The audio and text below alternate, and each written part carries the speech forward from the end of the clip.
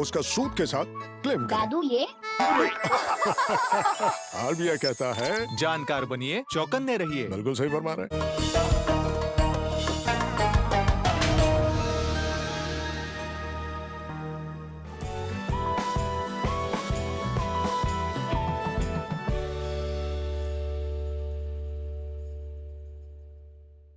आदाब। Income savings investment और digital economy पर बेस्ड खास प्रोग्राम लेकर हाजिर हूं मैं फरीना खान। हमारे इस खास प्रोग्राम में आज बात करेंगे बदले हुए माहौल में शेयर में कैसे करें इन्वेस्ट। शेयर बाजार एक ऐसा बाजार है जहां कंपनीज के शेयर खरीदे और बेचे जा सकते हैं। किसी भी दूसरे बाजार की तरह शेयर बाजार में भी खरीदने और बेचने वाले एक दूसरे से मिलते हैं और मोलभाव करके सौदे पक्के करते हैं। पहले शेयर की खरीदारी और बिक्री वर्ड ऑफ माउथ से होती थी और खरीदने बेचने वाले मुंह जुबानी ही सौदा किया करते थे, लेकिन अब ये सारा लेन देन स्टॉक एक्सचेंज के नेटवर्क से जुड़े कंप्यूटर्स के जरिए होता है और इंटरनेट पर आज हर किसी की इस पर पहुंच है। सवाल यह है कि आज के बदले हुए माहौल में शेयर बाजार हमारे इनकम, सेविंग्स और इन्वेस्टमेंट के लिए कितना सूटेबल है। इसी पर बात करने के लिए हमारे साथ दो खास मेहमान स्टूडियो में मौजूद हैं। हमारे साथ हैं चार्टर्ड अकाउंटेंट बिमल जैन और इंडियन चार्टर्ड अकाउंटेंट इंस्टीट्यूट में फैकल्टी सीए प्रवीण कुमार जी। आप दोनों का हमारे स्टूडियो में इस्तकबाल है। सबसे पहले मैं शुरुआत बिमल जैन से करूंगी। बिमल जैन जी, सबसे पहले आप ये बताइए कि अगर आज के सिनेरियो में मैं बात करूं तो आखिर शेयर मार्केट क्या है। आम भाषा में, आम जुबान में अगर मैं अपने व्यूअर्स को समझाने की कोशिश करूं कि शेयर मार्केट आखिर है क्या और किस तरह से उसमें एंटर किया जाए, तो आप क्या कहना चाहेंगे? देखिए फरीना, जो आपने क्वेश्चन पूछा है वो हम सबके लिए, एक आम पब्लिक के लिए बड़ा इंटरेस्टिंग है। शेयर मार्केट है क्या? एक मार्केट जिसमें शेयर्स सेल परचेज किए जाते हों। तो ये शेयर्स की जब हमने बात की तो हम इक्विटी शेयर्स की बात करते हैं। तो अगर आपको कभी भी शेयर मार्केट के बारे में कहा जाए तो आप समझ लीजिएगा हम उस शेयर मार्केट की बात कर रहे हैं जहां पे इक्विटी शेयर्स सेल परचेज हो रहे हैं। अब शेयर्स किनके होंगे? ऑफ कोर्स कंपनीज के होंगे। तो जो कंपनियां हैं उनके शेयर्स शेयर मार्केट पे बाइंग एंड सेलिंग होती है।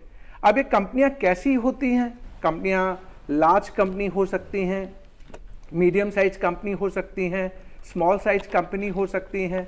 तो इस शेयर मार्केट के बारे में अब डिफरेंट मार्केट होते हैं। लाइक जब हम सेंसेक्स की बात करते हैं तो बॉम्बे स्टॉक एक्सचेंज की बात करते हैं, निफ्टी की बात करते हैं तो नेशनल स्टॉक एक्सचेंज की बात करते हैं। तो ये सेपरेट एक्सचेंज हैं जिनके जरिए शेयर मार्केट रेगुलेट होता है। यानी इस एक्सचेंज के ऊपर बायर भी है, सेलर भी है और वो एक्सचेंज के जरिए परचेज सेल कर रहे होते हैं। अब परचेज सेल कौन कर रहा होता है? क्या जो शेयर्स के ओनर हैं, जैसे मान लीजिए कंपनी का एग्जांपल ले लेते हैं कि एक कंपनी है और उसमें 1 लाख शेयर्स हैं, उसके मालिक हैं, क्या वो सेल परचेज कर रहे होते हैं? नहीं। शेयर मार्केट में सेल परचेज आम पब्लिक, आम जनता, जहां पे आपके पास अगर 10 शेयर है तो आप 10 शेयर बेच सकते हैं, और अगर मुझे शेयर खरीदना है तो मैं स्टॉक एक्सचेंज, चाहे सेंसेक्स में चाहे निफ्टी में जाके शेयर परचेज कर सकता हूं। तो शेयर मार्केट की एक बेसिक, जो एक नॉर्मल मीनिंग है, वो ये निकल के आती है। बिल्कुल। क्योंकि हम स्टॉक मार्केट को समझ रहे हैं, हमारे प्रोग्राम का मकसद फाइनेंशियल लिटरेसी है। प्रवीण जी, मैं आपसे समझना चाहूंगी कि अगर हम बात करें, क्योंकि ये साल एकदम खत्म होने को है, दिसंबर का महीना आ चुका है, नया साल होने वाला है, नई शुरुआत, लोगों के नए गोल्स होते हैं, सब कुछ एकदम नया चीजें नई होती हैं। तो अगर जो न्यू इन्वेस्टर्स हैं जो शेयर मार्केट में अगले साल में कदम रखना चाहते हैं, आइंदा बरस में कदम रखना चाहते हैं, उनके लिए क्या कुछ, किस तरह से वो एंटर कर सकते हैं, क्या कुछ एंट्री लेने के लिए उनको ध्यान रखना चाहिए, थोड़ा समझाइए। फरीना जी, स्टॉक मार्केट के अंदर एंटर करने से पहले आपको ये समझना होगा कि ये एक बहुत ही सेंसिटिव एरिया है जहाँ पे आप अपनी पूरी लाइफ की इन्वेस्टमेंट ख़त्म कर सकते हैं और पूरी लाइफ आप अपनी एक करियर बना सकते हैं। इसमें इन्वेस्ट करने के लिए सबसे पहले तो आपको फाइनेंशियल लिटरेसी होनी चाहिए। आपको समझना चाहिए कि आप अपने पैसे कहाँ पर और किस कंपनी के शेयर्स में लगाना चाहते हैं, और उस कंपनी का आगे ग्रोथ कितना है, उसका प्रॉफिटेबिलिटी कितना है, उसका हिस्टोरिकल क्या रेशोज़ रहे हैं, उन सब चीज़ों को ध्यान में रख के फिर आप अपना इन्वेस्टमेंट करेंगे। तो ये जो नया इन्वेस्टर आएगा उसको सबसे पहले उस कंपनी के बारे में नॉलेज होनी चाहिए और उसके बाद उसको धीरे धीरे इन्वेस्ट करना चाहिए। बहुत सारे तरीके हैं जिसमें शेयर मार्केट में आप एंटर कर सकते हैं। आप डायरेक्टली शेयर्स खरीद सकते हैं, आप म्यूचुअल फंड्स के थ्रू जा सकते हैं। आजकल सिस्टमेटिक इन्वेस्टमेंट प्लान चले हुए हैं, तो आप उन सिस्टमेटिक इन्वेस्टमेंट प्लान के हिसाब से शेयर मार्केट के अंदर आप इन्वेस्ट कर सकते हैं। बिल्कुल। एक बहुत आम भाषा में, अगर एक बहुत आम जुबान में एक बात कही जाती है और बहुत कॉमन है ये बात, सोच कर समझ कर निवेश कर, तो ये एक बहुत जाहिर बात है और ये बात अभी सर ने भी बहुत क्लियरली बोल दी है कि सोचिए और समझिए, उसके बाद निवेश करिए। बिमल जी, आप क्या कहना चाहेंगे इस बारे में? फरीना जी, आपने ठीक कहा, सोच कर समझ कर निवेश कर, निवेश जरूर कर। सो मैं आपसे ये कहना चाहता हूं, आप निवेश जरूर कीजिए। क्यों करेंगे आप निवेश? मान लीजिए अगर आपके पास 10,000 रुपये पड़े हैं और आपने अगर इसको इन्वेस्ट नहीं किया और हमारी इन्फ्लेशन अगर 6% है, तो यानी हमारा पैसा 6% से टूट रहा होता है। यानी हर हाल में आपको अपने पैसे को एक ऐसी जगह पे लगाना है जहां पे 6% या 6% से ज़्यादा का आपको रिटर्न मिले। जब हम कहते हैं सोच कर समझ कर, तो हमारे पास इन्वेस्टमेंट के ऑप्शंस भी बहुत होते हैं। मान लीजिए आज तो हम शेयर मार्केट की बात कर रहे हैं और इक्विटी शेयर्स की बात कर रहे हैं, बट आप बैंक में जाते हैं तो फिक्स डिपॉजिट करते हैं। फिक्स डिपॉजिट पे आपको कोई बैंक 5% का इंटरेस्ट मतलब फिक्स डिपॉजिट पे दे रहा होता है। आप गोल्ड में भी इन्वेस्टमेंट कर सकते हैं। आप रियल इन्वेस्टमेंट में, रियल स्टेट है, प्रॉपर्टी है जहाँ पे एक ह्यूज फंडिंग की ज़रूरत है, उसमें भी इन्वेस्ट कर सकते हैं। तो डिपेंड करता है आपके पास फंड कितना है जिसको आपको इन्वेस्ट करना है। हमने कहा निवेश कर। निवेश क्यों कर? आपके पास कितना फंड है, अगर आपने ये आइडेंटिफाई कर लिया तो फिर आप ऑप्शन सेलेक्ट कर सकते हैं। तो मैं एक एग्जाम्पल के तौर पे लूँ, मैं अगर फिक्स डिपॉजिट में डालूंगा अपना 10,000 रुपया, तो मुझे 5% की ब्याज मिलेगी, लेकिन इन्फ्लेशन तो 6% है, यानी फिर भी 1% से मेरा पैसा टूट रहा होगा। तो यानी फिक्स डिपॉजिट में पैसा तो सेफ है, सिक्योर्ड है, लेकिन मुझे उतना रिटर्न नहीं मिल रहा कि मेरा जो रियल उसकी वर्थ वैल्यू है वो बनी रहे। तो मुझे शेयर मार्केट में आना है। तो शेयर मार्केट में आने के लिए मैं क्या करूं?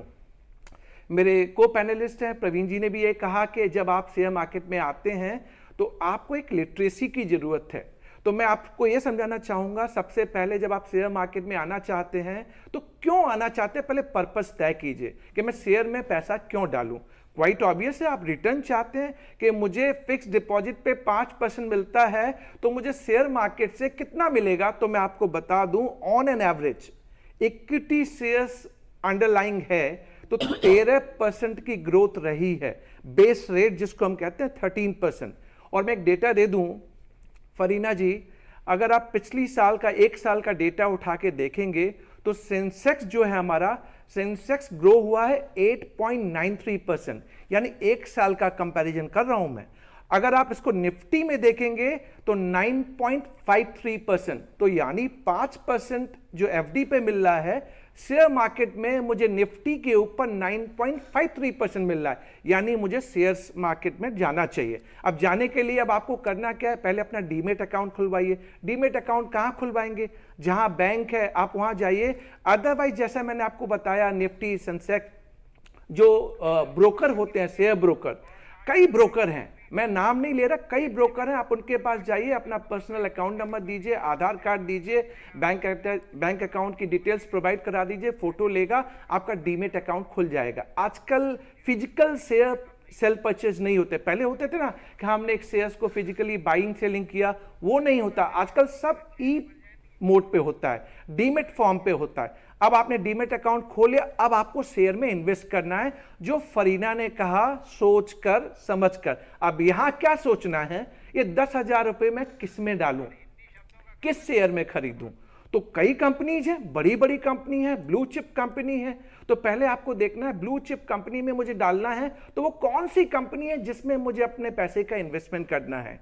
तो आपको पहले कंपनी आइडेंटिफाई करनी है, फिर आपको कंपनी का परफॉर्मेंस देखना है कि इस कंपनी के लास्ट 3 साल में या 5 साल में परफॉर्मेंस क्या रहे हैं।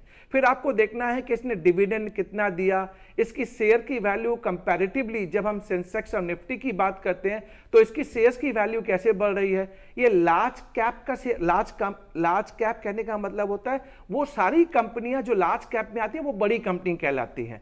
मीडियम कैप वो होती है जो मिडिल पे आती हैं, और स्मॉल कैप वाली वो होती है जो स्मॉलर वर्जन पे आती हैं। आपने आइडेंटिफाई कर लिया मुझे इस पर्टिकुलर कंपनी में डालना है। आपने डेटा निवेश कर समझ कर, तो समझ क्या करनी है, आपको सबसे पहले आइडेंटिफाई कर लेना है कंपनी, उसका इन्वेस्टमेंट, उसका रिटर्न, उसका रिस्क। अब आपको इसको इन्वेस्ट करना है। तो जब हम कहते हैं सोच कर समझ कर निवेश कर, तो आप एक ऐसे स्टेज पे पहुंच गए कि 10,000 रुपए अब आप एक ही शेयर्स में, एक ही कंपनी के शेयर्स में डालें। मैं आपको सजेस्ट करूंगा अगर आप नए इन्वेस्टर्स हैं तो कभी एक कंपनी में मत डालिए। आप क्या कीजिए, 4-5 कंपनी सेलेक्ट कर लीजिए। तो आप ही काम करेंगे ये वाला, ना आपने नहीं करना। मैं आपको बताऊं, सेबी ने, stock exchange board of India ने इस जिस प्लेटफॉर्म पे आप इन्वेस्टमेंट कर रहे होते हैं वहां पे आपके लिए वो कई कंपनियों का डेटा डालती है। यानी अगर आप लार्ज कैप कंपनी खोज रहे हैं तो लार्ज कैप की जितनी 30 कंपनीज हैं उनका सारा डेटा आपको मिल जाएगा। यानी आपको फिंगर टिप्स पे सब मालूम पड़ेगा कि किस कंपनी का परफॉर्मेंस कितना है और आने वाले टाइम में परफॉर्मेंस क्या होगा। यानी फिर आपने आइडेंटिफाई कर लिया, तो यानी आप 3 कंपनी आइडेंटिफाई कर लीजिए, मे बी लार्ज कैप और मिड कैप का भी कॉम्बिनेशन कर लीजिए। और मेरे को पैनलिस्ट प्रवीण जी ने यह भी कहा था आजकल एक नया कॉन्सेप्ट है SIP, सिस्टमेटिक इन्वेस्टमेंट प्लान। इसके अंदर क्या होता है, इस प्लान के अंदर आप 10,000 रुपए जो फंड मैनेजर है उसको दे दीजिए, और फंड मैनेजर आपके डिफरेंट फंड को मैनेज करता है, ऑपरेट करता है। कई बार वो लार्ज कैप, कई बार मिड कैप, कई बार इक्विटी, कई बार इक्विटी डेट मिक्स, कई तरह के ऑप्शंस आपके पास अवेलेबल हैं। यानी जब आप निवेश कर रहे हैं तो आपके पास ये सिलेक्शन के सारे प्रोसेस है, ये आपको पता करना है। वंस आपको ये मालूम पड़ गया और आपने अपना पैसा डाल दिया तो क्वाइट ऑब्वियस है, मैंने पिछले 1 साल का आपको बताया कि 8.93% सेंसेक्स की बात कर रहा हूं, जबकि ऑन एन एवरेज बेस अगर इक्विटी शेयर्स पे अगर इंक्रीज देखें तो 13% का है। यानी निवेश तो जरूर करें, पैसे को घर पे आइडल ना रखें। बात कहना चाहूंगा आपसे प्रवीण जी, मैं आपके पास आऊंगी, पर थोड़ा सा मैं चाह रही थी कि बात आप अपनी कंप्लीट कर ले, फिर मैं प्रवीण जी के पास आऊंगी। तो आप, जब मैंने इन्वेस्टमेंट की बात आपको बता दी, तो अब आप आम निवेशक हैं। आम निवेशक कौन होता है? मेरे जैसा बंदा, आपके जैसा बंदा, जिसके पास 10,000 हुआ, फिर 20,000, सैलरीड क्लास है। मेरी मान लीजिए 50,000 की सैलरी है, 40,000 रुपये मेरे खर्च हो जाते हैं, 10,000 रुपये मेरे बचते हैं। तो उस पैसे को मुझे अच्छी तरह, अब इसमें थोड़ा आपको क्या करना है, तैयारी करनी है, थोड़ी तो मेहनत। देखिए पैसा आपका है तो आपको थोड़ी बहुत तो जांच करनी पड़ेगी। आपको ये तो देखना पड़ेगा कि मेरा पैसा कहां इन्वेस्ट हो रहा है। मैंने SIP जब आपको सजेस्ट किया, SIP क्यों सजेस्ट किया, फिर आपको सिर्फ फंड सेलेक्ट करना है, किस फंड के जरिए SIP में जाना है। फिर तो जो फंड मैनेजर है ना, वही आपके लिए सारी कंपनी आइडेंटिफाई करेगा, वही आइडेंटिफाई करेगा कि लार्ज कैप में डालना है कि इक्विटी में डालना है या मिक्स कॉम्बिनेशन इक्विटी डेट में डालना है। तो शुरू में मैं आपको सजेस्ट ये करूंगा, इक्विटी शेयर्स में डालना है तो आप SIP के जरिए आइए। कुछ दिन तक आप देखिए कि आपका जो SIP के जरिए जिस अमाउंट पे आपने डाला, जैसे मान लीजिए आपने 10 रुपए की NAV जो वैल्यू होती है जिस टाइम पे आपने इन्वेस्टमेंट किया, 1 साल बाद देखिए 10 रुपए की वैल्यू कितनी हो गई। अगर 12 रुपए हो गई तो 20% का ग्रोथ, 11 रुपए हुई तो 10% का ग्रोथ, 15 होगी तो 50% का ग्रोथ। ऐसे करके आपको वॉच रखनी है और फिर देन आगे अपने होराइजन को बढ़ाना है, एक्सपेंड करना है। और मैं कह रहा हूं आम है, लेकिन थोड़ी सी पढ़ाई, लिटरेसी, थोड़ी जानकारी, क्योंकि जानकारी के लिए आपको हमेशा, आप टीवी पे कोई ऐड आ रहा है, टीवी पे ऐड आ रहा है और वो बोलते हैं कि आपके लिए करना फायदेमंद है, पर नीचे एक लाइन लिखी होती है कि ये सब आपकी रिस्क पे है। यानी आप अपनी तैयारी करके इनमें इन्वेस्टमेंट कीजिए। बिल्कुल, तो बहुत सोचना और बहुत समझने की जरूरत है। बिल्कुल सही बात कही आपने। सर, आप कुछ कह रहे थे, प्लीज अपनी बात कंटिन्यू करिए। इसमें एक बहुत इंपॉर्टेंट बात यह है कि आपको ये मान के चलना पड़ेगा कि इसमें एक रिस्क इन्वॉल्व होता है। ज़रूरी नहीं है कि जो शेयर्स आपने इन्वेस्ट किया है वो आपको 8% या 10% का रिटर्न दे। बहुत बहुत लाइकली है कि स्टॉक मार्केट कभी ऊपर जाता है, कभी नीचे आता है, तो आपको बहुत सोच समझ के अपने पर्पस को ध्यान में रखते, जैसे विमल जी ने कहा कि आपको पता होना चाहिए कि आपने इस पैसे को कब यूज़ करना है। अगर आपका होराइजन है कि आपको 6 महीने या 1 साल में पैसा यूज़ करना है, तो आप स्टॉक मार्केट में मत डालें, आप फिक्स्ड डिपॉजिट में रखें, बिकॉज आपको 6 महीने के बाद उस पैसे की ज़रूरत पड़ने वाली है। 6 महीने बाद मार्केट का क्या सिचुएशन रहता है हमें नहीं मालूम है, ये एक रिस्क फैक्टर रहता है। तो अगर आप लॉन्ग टर्म के लिए इन्वेस्ट करना चाहते हैं तो over a period of time आपका रिटर्न आने की पॉसिबिलिटी है, अगर आप सोच समझ कर इन्वेस्ट करते हैं।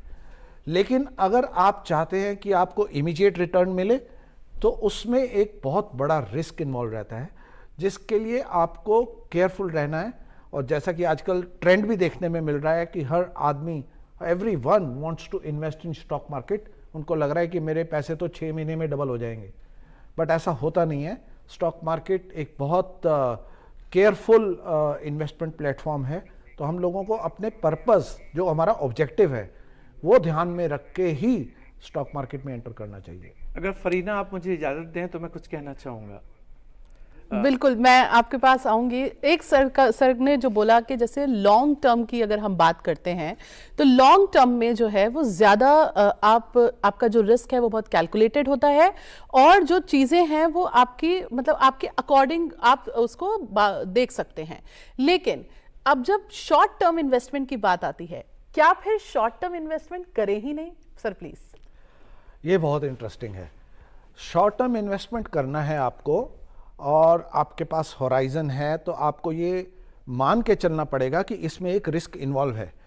कई दफ़ा ऐसा होता है कि कंपनी की परफॉर्मेंस बहुत अच्छी है, प्रॉफिटेबिलिटी भी बहुत अच्छी है, कंपनी के पास ऑर्डर्स भी बहुत सारे हैं और उसका मार्केट कैप भी ठीक है, आप इन्वेस्ट करते हैं, लेकिन मार्केट में बहुत सारे रीज़न होते हैं, एक्सटर्नल इंटरनल, जिसकी वजह से शेयर मार्केट डाउन ट्रेंड में चली जाती है।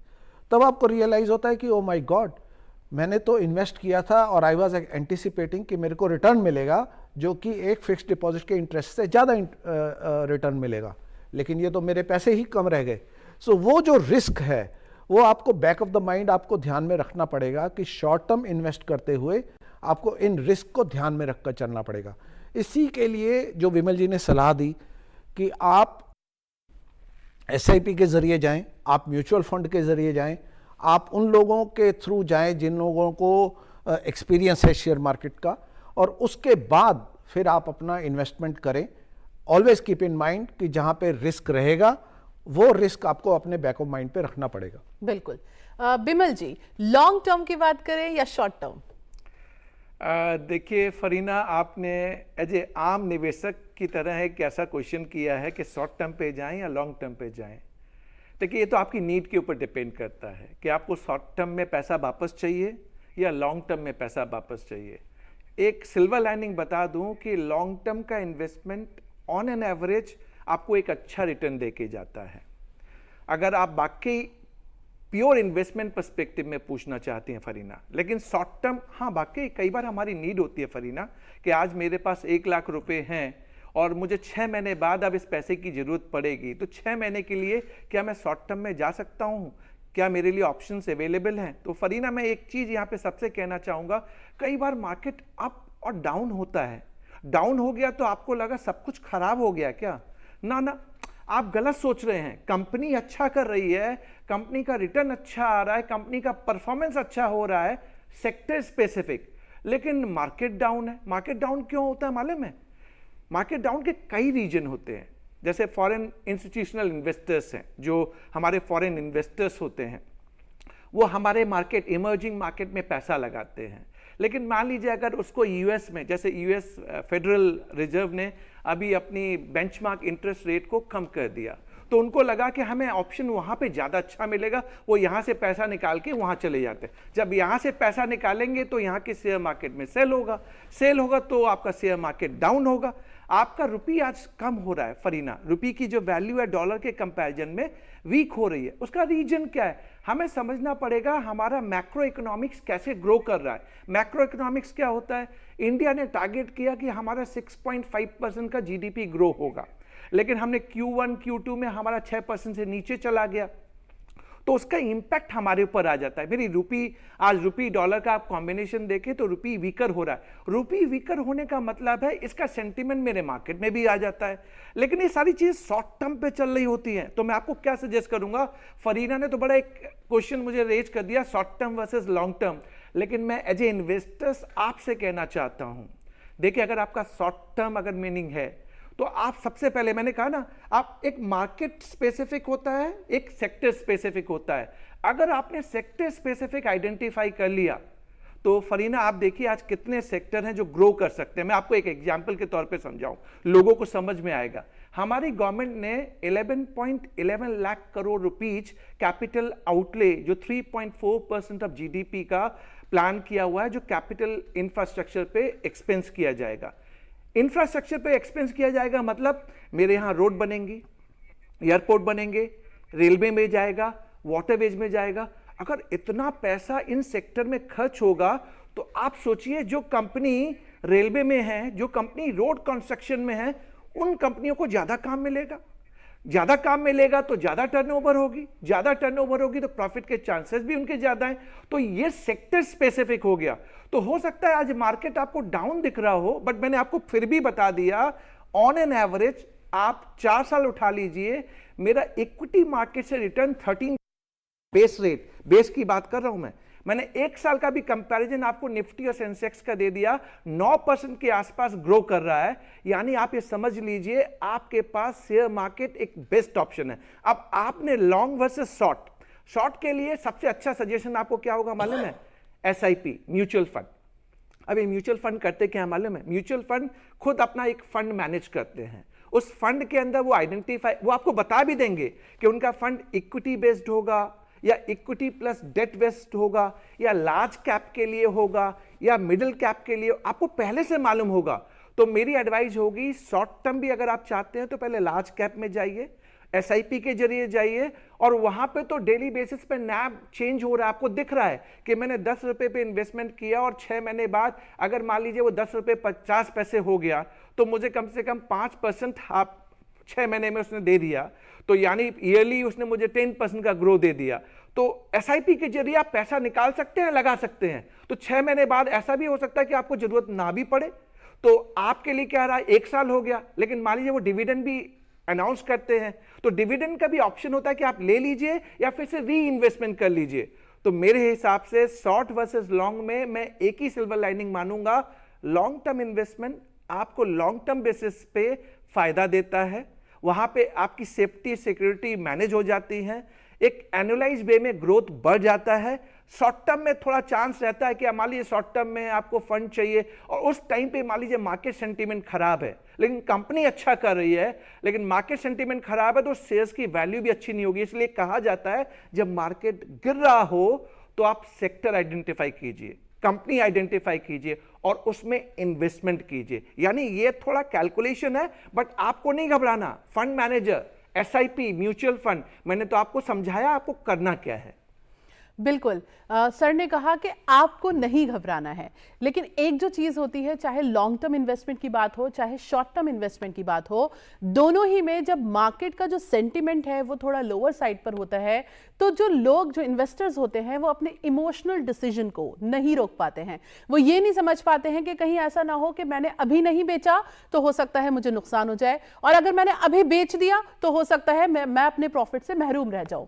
प्रवीण जी, मैं आपसे समझना चाहती हूं कि आखिर इस इमोशनल चीज को, इस इमोशनल चैलेंज को कैसे ओवरकम किया जाए?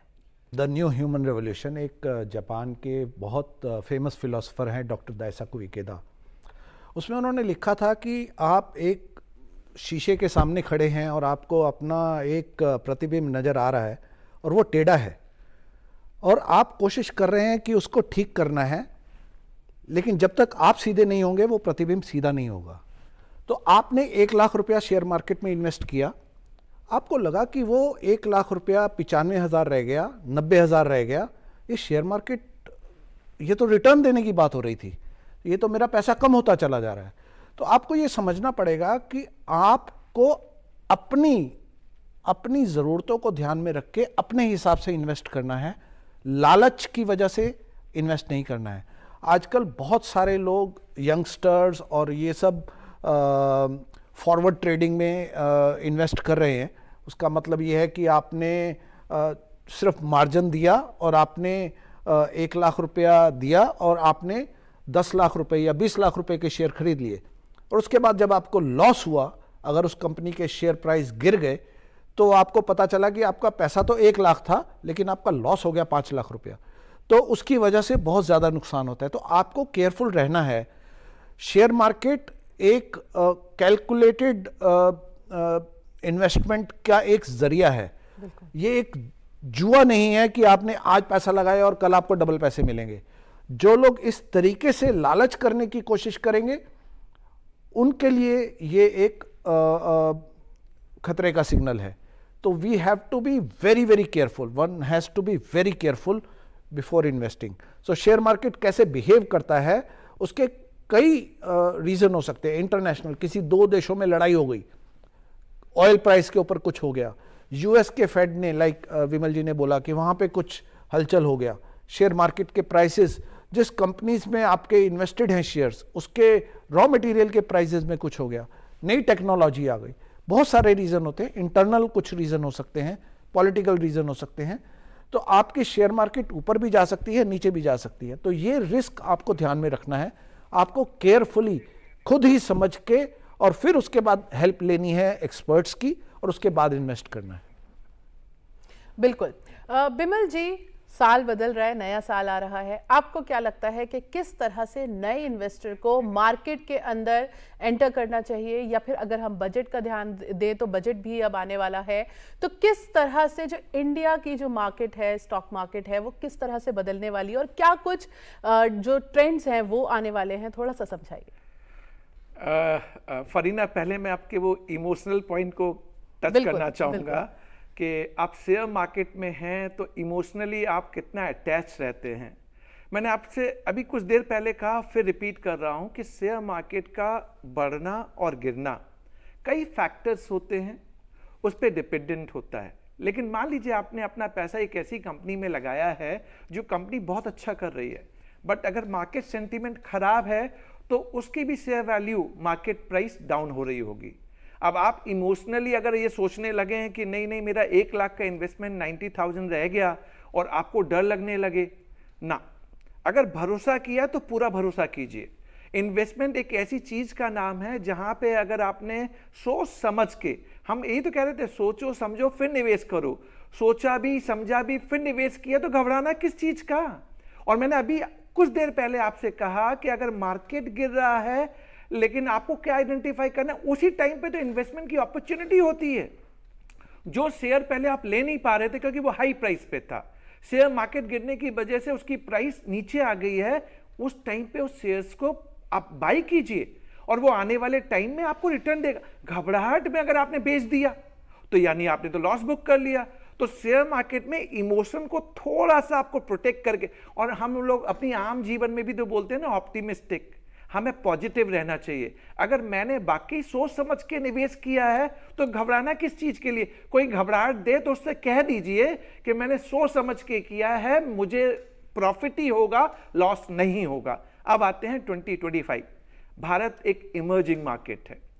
आज पूरे वर्ल्ड वाइड हमारी पोजिशनिंग इतनी स्ट्रांग हो रही है, हमारी जो ग्रोथ रेट है फरीना, हमने टारगेट किया हुआ है 6.5% से हम 7 पे लेके जाएंगे, और यहां तक का टारगेट है कि हम 8% 2027 में पहुंच जाएंगे। हम $5 ट्रिलियन इकोनॉमी बनने वाले हैं, हम 4th largest economy across the world हैं, 3rd बनने वाले हैं। हमारा विकसित भारत का सपना है बाय 2047। और ये जो ग्रोथ मैं आपको बता रहा हूं ना, हमारा शेयर मार्केट, अभी मैं आपसे कुछ देर पहले कह रहा था कि मेरी रुपए का कंपैरिजन डॉलर से, तो एक चीज फरीना मैं आपके जरिए दर्शकों को भी बताऊं, रुपया इतना नहीं टूटा जितना दूसरे कंट्री की करेंसी डॉलर के मुकाबले टूटी हैं, यानी रुपया इंटरनली स्ट्रांग है। मेरा ग्रोथ प्रोजेक्शन 6.5% है और मैं इमर्जिंग मार्केट हूं और मेरे पास यंग पॉपुलेशन है, तो 2025 तक ही आप क्यों सोच रही हैं फरीना? आने वाला 10-15 साल, बल्कि मैं तो कहता हूं आने वाला पूरा डिकेड हमारा होने वाला है। हाँ, ऑप्टिमिस्टिक, आपको एकदम पॉजिटिव रहना है। अब मैंने 2025 की बात की, आपने कहा बजट को देखते हुए इन्वेस्टमेंट करें। बजट तो ईयरली आपका आता है जिसपे टैक्सेशन से रिलेटेड पॉलिसी चेंज होते हैं। टैक्सेशन में इनकम टैक्स के रेट चेंज हो गए, हो सकता है शॉर्ट टर्म कैपिटल गेन जो 15% था 20% हो गया पिछली बार, लॉन्ग टर्म कैपिटल गेन आपका 12.5% हो गया जिसपे इंडेक्सेशन नहीं दिया गया। पर टैक्स को ध्यान में रखते हुए इन्वेस्टमेंट करें ना। बजट में तो टैक्सेशन की बात होती है, इन्वेस्टमेंट आपका एक सेपरेट टॉपिक है। इन्वेस्टमेंट तो आपको इस तरीके से करना है कि आज मेरे पास मेरी बिटिया की शादी होनी है, 8 साल बाद होनी है, और मैं हर मंथ में 10,000 रुपये बचाता हूं, और ये 10,000 रुपये करके अगर आपने 8-9 साल SIP के थ्रू इन्वेस्टमेंट किया, मैं आज आपको लिख के देता हूं। बस SIP आप जो सेलेक्ट करें वो सही सेलेक्ट करें, सोच के समझ के निवेश करें। जब आपने सेलेक्ट अच्छी तरह कर लिया, 8 साल बाद आपको जो पैसा मिलेगा ना, आपको किसी के सामने हाथ ऐसे नहीं करना पड़ेगा, बल्कि आप अपनी बिटिया को शादी के टाइम पे उसे अच्छी शादी करेंगे, अच्छा पैसा दे रहे होंगे। यानी इन्वेस्टमेंट करना मस्ट है, सोच समझ के। अब मैं 2025 के 1-2 पॉइंट मैं और आपसे कह दूं। देखिए 2025 एक ऐसा साल है जो नंबर्स 9 बनते हैं, और 9 के हिसाब से हमारी जो ग्रोथ प्रोजेक्ट्री है, जिस तरीके से हम आगे बढ़ रहे हैं। और 2-3 मैं आपको वर्ल्ड वाइड सिचुएशन बता दूं। ट्रंप जो आए हैं यूएस में, ट्रंप का हमारे मोदी जी के साथ एक अच्छा कॉम्बिनेशन आपने देखा है। तो ये जो 2 बड़े लीडर जब एक साथ मिलते हैं ना, तो वर्ल्ड वाइड जो स्टेज हमारे लिए तैयार होता है वो हमारे लिए ग्रोथ वाला तैयार होता है। हाँ, जो मिडिल ईस्ट में अभी झगड़ा चल रहा है या रशिया और यूक्रेन में झगड़ा चल रहा है, तो हमें ये भी सुनने मिल रहा है कि आने वाले टाइम में ये झगड़ा खत्म हो सकता है, क्योंकि ट्रंप चाहते हैं झगड़ा खत्म हो। झगड़ा खत्म होगा तो ओवरऑल जो नेगेटिव सेंटिमेंट फैला हुआ है वो सारा का सारा पॉजिटिव हो जाएगा। यानी आपको ये समझना, जो रुपी आज वीक है कल वो स्ट्रांगर हो जाएगा। हाँ, आज की डेट में अगर आप मार्केट को गिरता हुआ देख रहे हैं तो आपको लगे सब कुछ गिर रहा है ना। अगर आप भीतर से स्ट्रांग हैं, पॉजिटिव हैं और इमोशन आपको हावी नहीं करता, तो विश्वास मान के रखिए भारत आने वाले डिकेड में एक इमर्जिंग इकोनॉमी है, और हम विश्व गुरु कहलाएंगे, विश्व गुरु, क्योंकि हमसे सारी चीजें ड्राइव होंगी। आज हमारे IT सेक्टर देख लीजिए कितना अच्छा कर रहा है, फार्मा देख लीजिए, आप देखिए हम इंफ्रास्ट्रक्चर में हमने जो कैपिटल आउटले का प्लान किया हुआ है, कितना किया हुआ है कंपैरेटिवली अदर कंट्रीज। चाइना भी मेरे पीछे है, उसका GDP ग्रोथ मेरे से पीछे चल रहा है। यानी जो स्टोरी चाइना ने अवेल की थी पास्ट में, वो स्टोरी पे अब मैं चल रहा हूं और मैं लीड करूंगा। मैं मींस मेरा भारत, हमारा भारत। तो विश्वास मानिए आने वाला फ्यूचर बहुत अच्छा है। बिल्कुल, वॉरेन बुफे ने कहा है कि अंडर वैल्यूड जो शेयर्स हैं उनमें आप इन्वेस्ट करिए, क्योंकि अंडर वैल्यूड शेयर्स जो हैं वो ज्यादा रिटर्न, ज्यादा आपको बेनिफिट देके जाएंगे। तो क्या हम इस थ्योरी पे चलते हुए क्या हम पेनी स्टॉक्स में इन्वेस्ट करने की कोशिश करें? क्या हम पेनी स्टॉक्स को कंसिडर कर सकते हैं? विनोद जी, प्रवीण जी, मैं आपसे समझना चाहूंगी, थोड़ा सा समझाइए कि पेनी स्टॉक्स क्या हैं, और क्या वॉरेन बुफे की ये जो फिलॉसफी है, ये जो थ्योरी है, हम इस पे चलते हुए क्या हमें पेनी स्टॉक्स को कंसिडर करना चाहिए? देखिए, वॉरेन बफे के जो लेटर्स हैं वो अवेलेबल हैं मार्केट के अंदर, ऑनलाइन अवेलेबल हैं। अगर आप पहले पढ़ेंगे तो उनका पहले स्टाइल था कि अगर 100 रुपये की चीज़ 50 रुपये में मिल रही है तो हमें ले लेनी चाहिए। थोड़े टाइम के बाद उन्होंने अपना स्टाइल चेंज किया, तो उन्होंने बोला कि अब जो वो वाले शेयर लेने चाहिए जो 100 रुपये के 500 रुपये होंगे।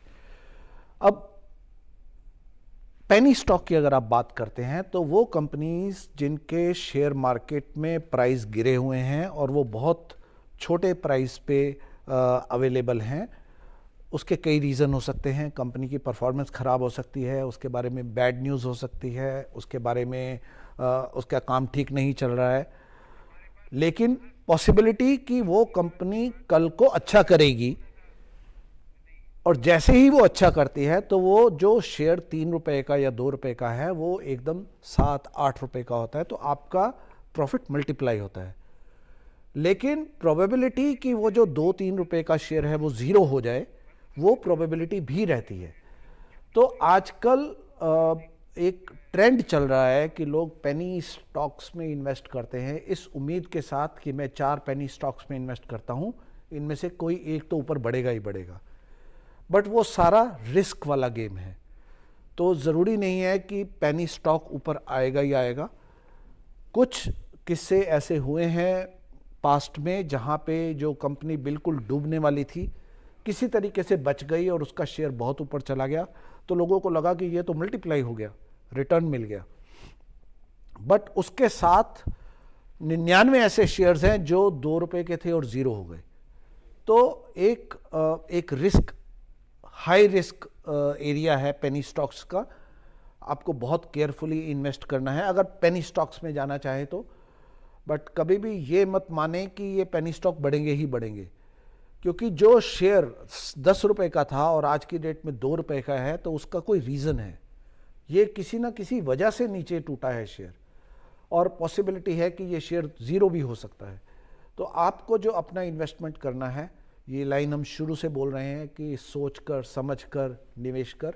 तो अगर आपके पास रिस्क टेकिंग कैपेबिलिटी है, आपने अपने जो इन्वेस्टमेंट पोर्टफोलियो है उसमें से सेफ इन्वेस्टमेंट में कुछ पोर्शन डाला हुआ है और आपके पास कुछ एरिया है, जो कुछ पोर्शन है जो आप हाई रिस्क में खेलना चाहते हैं, then you can go for penny stocks. बिल्कुल सही कहा आपने कि कोई भी कहीं पर भी आपको इन्वेस्ट करना है, आपको पहले सोचना है, समझना है, उसके बाद ही इन्वेस्टमेंट करनी है। आप दोनों मेहमानों का हमारे स्टूडियो में आने के लिए बेहद शुक्रिया। हमारी इस खास पेशकश में फिलहाल इतना ही। आपको हमारा ये एपिसोड कैसा लगा, आप भी हमें ddurduspecials@gmail.com, ये हमारी ईमेल आईडी है, इस पर आप हमें ईमेल करके बता सकते हैं। और फिर इसी के साथ हमें दीजिए इजाजत। आदाब।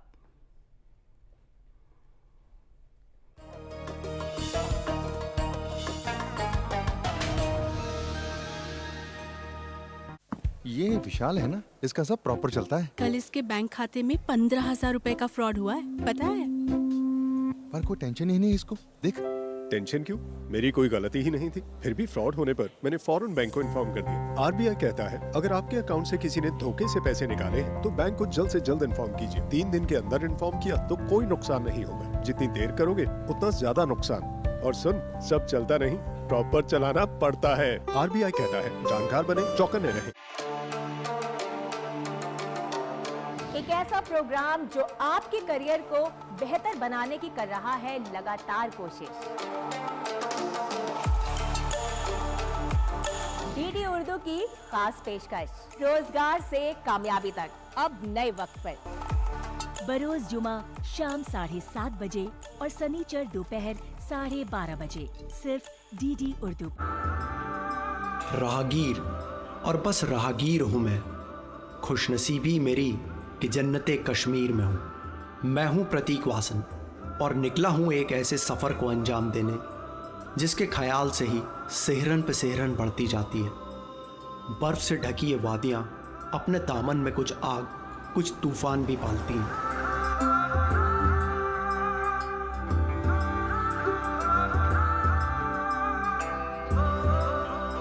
आइए देखते हैं इस सब के बीच हमें कश्मीर कैसा दिखा।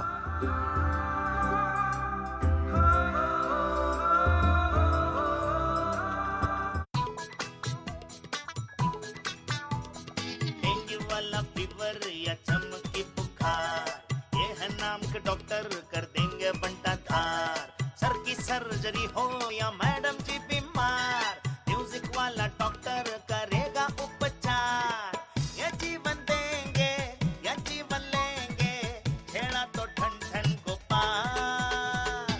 गोलमाल गोलमाल, ये है गोलमाल अस्पताल, गोलमाल अस्पताल। देखिए गोलमाल अस्पताल सोमवार से गुरुवार रात 8 बजे, पुनः प्रसारण प्रातः 11 बजे, सिर्फ डीडी नेशनल पर। देश का पहला चैनल, देश का अपना चैनल। बच्चे को राजा बना दिया। ये सब अंग्रेजों ने अपने फायदे के लिए किया है। उन्हें लगता है कि वो हम सबको अलग कर सकते हैं। हमारी अहिंसा को कमजोरी मत समझो। आरजी हुकूमत के लोग जूनागढ़ में तबाही मचा रहे हैं। हमारा ऐसा दावा कतई नहीं है कि हम जो कुछ करेंगे कानूनी तरीके से ही करेंगे। 16 अगस्त डायरेक्ट एक्शन डे होगा। हम नहीं चाहते कि हमें कोई कठोर कदम उठाना पड़े, और अगर नहीं मानते हैं तो परिणाम भुगतने के लिए तैयार हो जाए। सारे स्टेट्स एक्सटेंशन मांग रहे हैं, पर हमने तो मना कर दिया है ना, तो भोपाल को एक्सटेंशन कैसे दे सकते हैं? जिन्ना को इस्लाम से, मुसलमानों से कोई लेना देना नहीं। पाकिस्तान उनकी पर्सनल एम्बिशन। भोपाल हिंदुस्तान के बिल्कुल सेंटर में, ठीक बीचों बीच। You can not threaten us. आजादी के पहले एक्सेशन कर लो, इज्जत बच जाएगी। सरदार द गेम चेंजर, हर रविवार प्रातः 11:30 बजे और पुनः प्रसारण रात 10 बजे। सिर्फ डीडी नेशनल पर, देश का पहला चैनल, देश का अपना चैनल।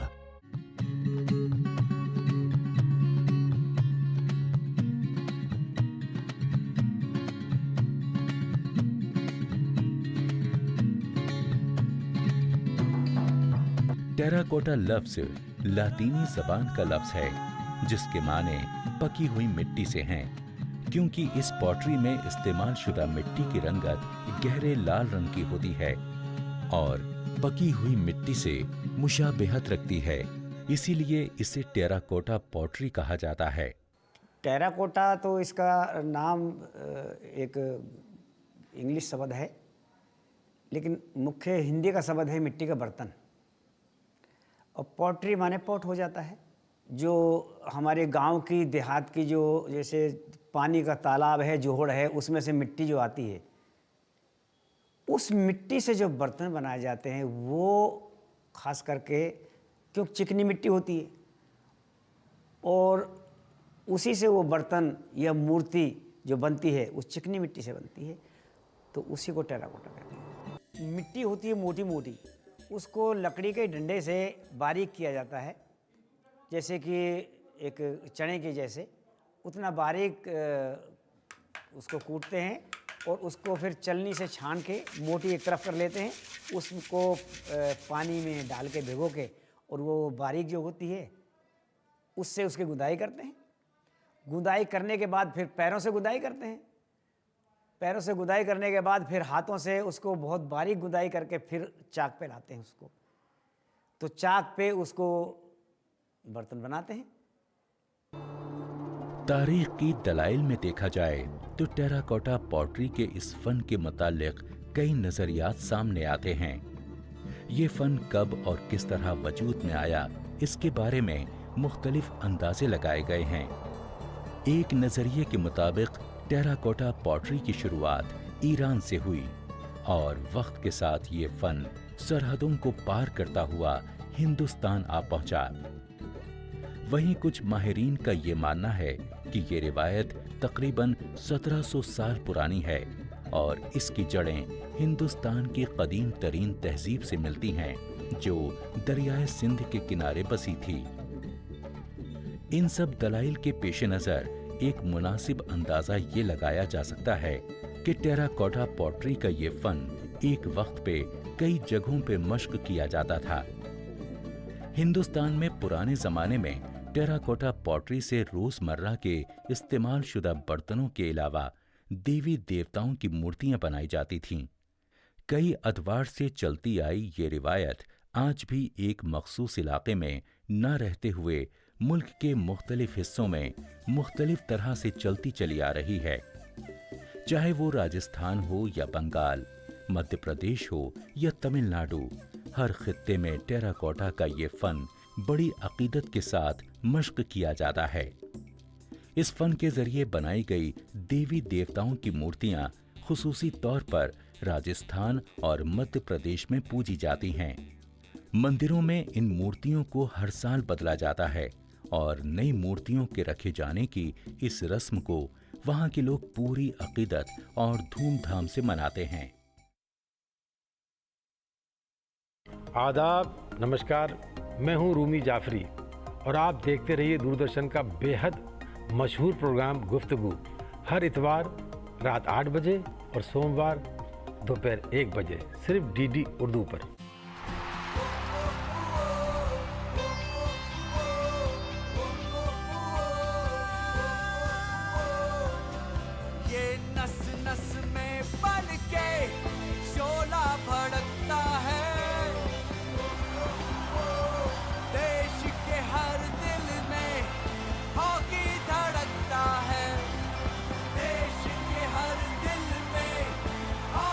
तो इंडिया जश्न तो बनता है।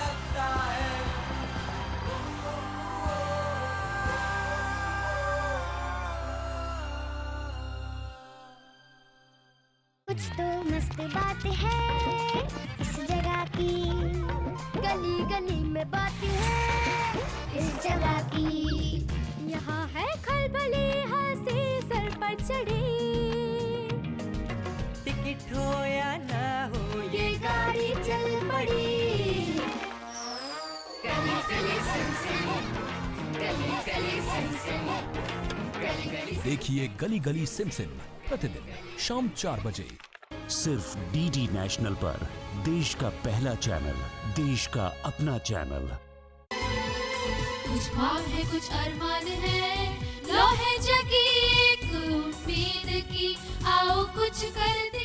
हमारे माशरे में जहाँ कुछ लोग औरत को कमजोर और कमतर आंकते हैं, वहीं कुछ औरतें ऐसी भी हुई हैं जिन्होंने इस सोच को गलत साबित किया है, क्योंकि उन्होंने मुश्किल हालात और परेशानियों को शर करते हुए कामयाबी की एक शानदार इबारत लिखी है और अपने ख्वाबों की ताबीर को हासिल कर समाज के लिए नज़ीर पेश किया है। गरीबी देखी, भूख भी देखी, प्यास भी देखी, बरसात भी देखी, सब कुछ देख लिया।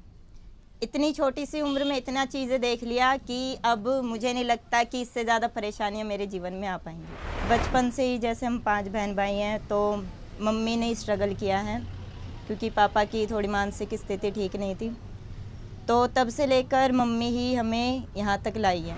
हम जब इतनी मेहनत करके अपने बच्चों को भेज रहे स्कूल, और गवर्नमेंट स्कूल ही है जो नॉर्मली सभी के लिए है, स्पेशली ऐसा तो है नहीं कि भाई गाड़ियाँ लोहारों के लिए है, वहाँ पर भेजता है। जो लोगों को मिलता है वही हमारे बच्चों को मिलता है। तो फिर ये लोग पढ़ने का हमें अवसर ही नहीं देंगे तो हमारा समाज आगे कैसे बढ़े। मैं उस टाइम अगर ना पढ़ पाती तो आज ही मैं मेरा समाज ऐसे दुनिया के सामने नहीं आ पा रहा होता। तो जो ये संघर्ष है जो मैंने किया है, जो मेरे परिवार ने किया है, संघर्ष तो एक ज़िंदगी से जुड़ा हुआ ही है और हमारे जैसे समाज के लिए संघर्ष ताउम्र ऐसा ही रहेगा। हर लड़की हर लड़का पढ़ा लिखा हो, क्योंकि शिक्षा ही एकमात्र ऐसा साधन है जिससे हम अपने समाज को आगे ला सकते हैं। तो जिस दिन समाज में मेरे जैसी लड़कियां और हो जाएंगी, लड़के हो लड़कियां हो पढ़ी लिखी, तो उस दिन मेरी एक मन को शांति मिलेगी कि हाँ मैं अकेली नहीं हूँ, मेरे जैसी 50, 100, 1000, 2000 रीनाएं और भी हैं। ठोकरें जब भी ज़माने से कभी खाई हैं, उसके किरदार से क्या जन्नत की हवा आई है। मेरे केस में जो मेरा बचपन था वो काफ़ी दर्दनाक रहा। एक कश्मकश में, एक उलझन में मुब्तला होकर रहा, और हमेशा हर दिन एक यही जद्दोजहद होती थी कि मैं कौन हूँ, मेरी आइडेंटिटी क्या है। ये जो मुझे लग रहा है कि मैं बाकी बच्चों से मुख्तलिफ हूँ, जुदा हूँ, तो ये क्यों है? क्या ये मेरा वहम है या ये कुछ और है? और उस वक्त क्योंकि ये जो पूरी उलझन थी ये 3 या 4 साल की उम्र से स्टार्ट हो गई थी, और वो काफ़ी एक छोटी उम्र होती है जब आपको कुछ इतनी ज़्यादा फहम नहीं होता, ना ही आप इसको किसी के साथ डिस्कस कर सकते हैं इसके बारे में, क्योंकि आपको खुद अंदाज़ा नहीं होता तो आप किससे बात करेंगे। तो यही प्रॉब्लम मेरे साथ भी थी कि मुझे ये तो पता था कि मैं दूसरों से मुख्तलिफ हूँ, मुझे ये तो पता था कि कुछ तो अलग है, लेकिन वो क्या है ये ना मुझे उस वक्त समझ में आया था और ना इसके बारे में मैं किसी से बात कर सकती थी। मुझे बिल्कुल अच्छा नहीं लगता था कि मैं लड़कों के साथ खेलूँ, मैं अक्सर अपनी सहेलियों के साथ खेलती थी। तो स्कूल में बिल्कुल ऐसा माहौल था कि मुझे याद है कि रिसेस के दौरान जब अक्सर बच्चे प्लेग्राउंड की ओर भागते हैं तो मैं क्लासरूम में अकेले बैठ के उस वक्त पढ़ाई करती थी। मेरा मेडिकल कॉलेज में एडमिशन हो गया था 17 साल की उम्र में, और ये मेरा 3रा साल था MBBS का, जब स्ट्रेस बहुत ज़्यादा बढ़ गया था और उसकी वजह से मेरा BP काफ़ी शूट हो गया था। और उस दौरान मैंने मेडिकल कंसल्टेशन लिया और इन्हीं सब के चलते हुए फॉर्चुनेटली मेरे ही कॉलेज की साइकेट्री डिपार्टमेंट में मुझे जाने का मौका मिला और वहाँ वो 1 महीने की जो भी बातचीत हुई, उनके साथ जो काउंसलिंग हुई, उसके दौरान मुझे अपनी आइडेंटिटी का अंदाज़ा हुआ कि इसको हम ट्रांसजेंडर व्यक्ति कहते हैं। आज की डेट में अगर मैं कहूँ तो काफ़ी अल्हम्दुलिल्लाह सक्सेस मिली है, काफ़ी नेम फेम मिला है और ये जानकर बहुत खुशी होती है जब कोई कहता है कि डॉक्टर अक्सा हमने आपका इंटरव्यू देखा था और उसके बाद हमको समझ में आया कि ट्रांसजेंडर व्यक्ति कौन होते हैं, उनकी ज़िंदगी कैसे होती है। क्योंकि अक्सर लोगों की इमेज ये होती है कि जो हिजड़ा कम्युनिटी के लोग हैं, जो शादियों में नाच रहे हैं या सिग्नल पे भीख मांग रहे हैं, यही ट्रांसजेंडर हैं। तो ये एक इमेज अगर बदलने में मेरी कोशिश रही है तो मुझे लगता है कि यही मेरा सक्सेस है और रात को जो है उसकी वजह से शायद अच्छे से नींद आती है मुझे। हम जैसे ट्रांसजेंडर लोग हैं, मैं एक ज़माने में एक वक्त में सुसाइडल थी, मैं चाहती थी कि मेरी ज़िंदगी आज ही ख़त्म हो जाए। और अक्सर मुझ जैसे लोग और मैं भी अपनी ज़िंदगी को एक दिन के तौर पे जीते हैं कि आज का दिन निकल जाए, आज का दिन कोई बहुत बड़ा दुख या दर्द ना मिले और फिर कल उठ के देखते हैं कि क्या करना है। तो मैंने बहुत ज़्यादा दूर के ख्वाब कभी देखे नहीं। मुझे याद है कुछ साल पहले जब मैंने सुसाइड करने की सोची थी, उसके बाद से जो मैंने ज़िंदगी जी है वो मेरे लिए एक बिल्कुल नई ज़िंदगी है, एक बिल्कुल नया सफ़र है और हर एक दिन जो मुझे मिला है उसके बाद तो मुझे लगता है कि ये एक एक्स्ट्रा लाइफ है मेरे लिए। माशरे में कुछ औरतें ऐसी भी हुई हैं जिन्होंने अपने बुरे हालात से समझौता नहीं किया और ना ही अपनी तकदीर का रोना रोकर घर बैठ गईं। उन्होंने अपनी कमजोरी को अपना हथियार बनाया और जमाने से लड़कर कामयाबी हासिल की। 1857 जब आजाद हिंदुस्तान के सपने ने जन्म लिया, आइए जाने उन वीरों के बारे में जिन्होंने स्वतंत्रता की नींव रखकर इतिहास रच दिया। आओ सुनाएं आपको बेगम हजरत महल की कहानी। कहलाती थी वो शान अवध, थी वो रानी स्वाभिमानी। जब दिया अंग्रेजों ने लालच और हुआ नवाब का देश निकाला, हार न मानी बेगम ने और ले आई क्रांति का उजाला। अपने पुत्र को बिठाया गद्दी पर, अब थी बगावत की बारी। झुकी नहीं अंग्रेजों के सामने और बन गई वो क्रांतिकारी। लड़ती रही निडर, रखा अपनी मातृभूमि को सुरक्षित। आत्मसम्मान के बल पर किया लाखों सिपाहियों को प्रेरित। कूद पड़ी आलमबाग के जंगे मैदान में, हुई अंग्रेजों की सभी कोशिशें बेकार। लेकिन जब बढ़ी कैसर बाग की ओर, हार गई जंग, हुई छल की शिकार। कब्जा कर ब्रिटिश राज ने दिया दंड मुक्ति का दिलासा। ठुकरा दिया प्रस्ताव बेगम ने, पहचान गई थी अंग्रेजों का झांसा। गुलामी को किया नामंजूर, आत्मसम्मान नहीं था गंवाना और साथ लेकर अपनी सेना को हो गई वो नेपाल को रवाना। कमी न आने दी अपनी सैनिकों की देखभाल में और लगा दी अपनी दौलत और संपत्ति। देश और अपनी प्रजा की निस्वार्थ सेवा करने में कभी न हुई उन्हें कोई आपत्ति। नेपाल में देह त्याग कर बन गई वो हिंदुस्तानी शान की मिसाल। बेगम हजरत महल छोड़ गई वो एक अमिट छाप और जला गई स्त्री साहस की मशाल।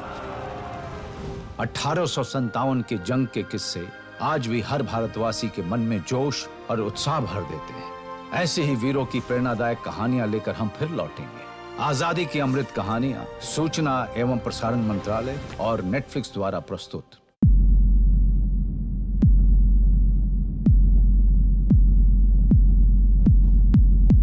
प्लास्टिक हमारे ग्रह की एक सबसे बड़ी समस्या है।